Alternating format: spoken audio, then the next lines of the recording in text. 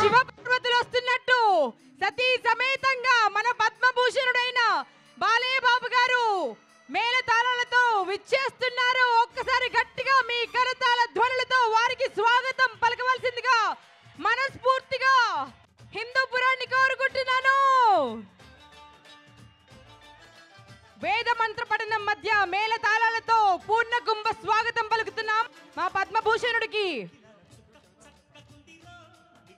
శ్రీరామరాజ్యం నుంచి జగదానంద తారక సాంగ్ పెట్టండి.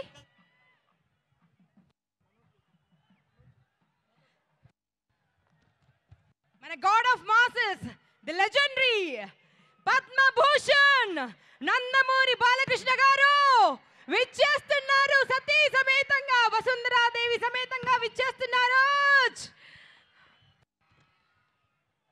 పద్మభూషణుడైన మన బాలయ్య బాబు గారిని చూసి ప్రతి తెలుగు హృదయం గర్వించింది అనడంలో అతిశయోక్తి లేదు. 5 దశాబ్దాలుగా అప్రతిహతంగా చేసిన క్యారెక్టర్ చేయకుండా ఎన్ని విలక్షణమైన క్యారెక్టర్స్ చేసి మన గుండె నిండిపోయినటువంటి మన బాలయ్య బాబు గారు కేవలం నటుడు మాత్రమే కాదు, ప్రజా ప్రతినిధిగా తనకు తిరుగు లేదు. మన హిందూపూర్ కాన్స్టిట్యుయెన్సీని ఒక మోడల్ కాన్స్టిట్యుయెన్సీగా మార్చారు. ఎన్ని అభివృద్ధి పనులు, రింగ్ రోడ్స్ దగ్గర నుంచి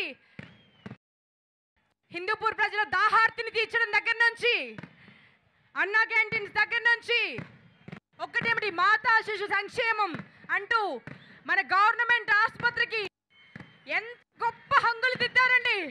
అంటే కార్పొరేట్ హాస్పిటల్ సైతం తలదించుకునే విధంగా మన గవర్నమెంట్ హాస్పిటల్ మారింది అంటే ఎవరి వల్ల?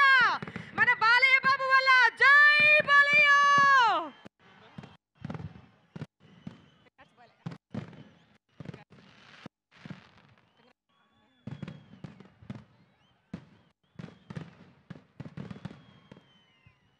శివపార్వతులు విచ్చేసినట్టు సతీ సమేతంగా మన బాలయ్య బాబు రావడం జరిగింది. మీ అందరి కోసం మరొక్కసారి మీ కరతాళ ధ్వనులతో వారికి స్వాగతం పలకవలసిందిగా పేరు పేరున మీ అందరినీ రిక్వెస్ట్ చేస్తున్నాను.